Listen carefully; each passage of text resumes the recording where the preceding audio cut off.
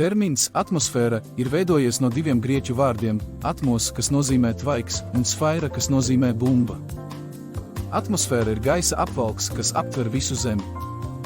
Šis apvalks sastāv no dažādām gāzēm, piemēram, skābekļa, slāpekļa, ogliskābās gāzes un citām vielām, kas ir nepieciešams dzīvības uzturēšanai.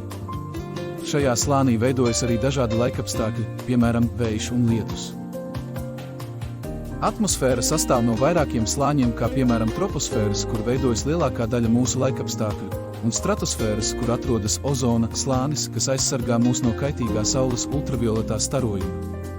Troposfēra ir atmosfēras apakšējais slānis, kas saskaras ar litosfēru un hidrosfēru, un tas ir svarīgi, lai nodrošinātu dzīvību uz Zemes.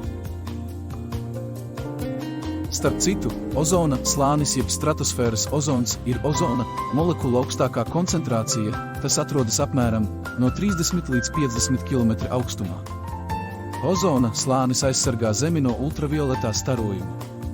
Tu zināji, ka atmosfērā ir spēks, ko sauc par atmosfēras spiedienu, un tas ir spēks, ar kādu gaisa spiež uz Zemes virsmu un visiem apkārtējiem objektiem, arī tevi.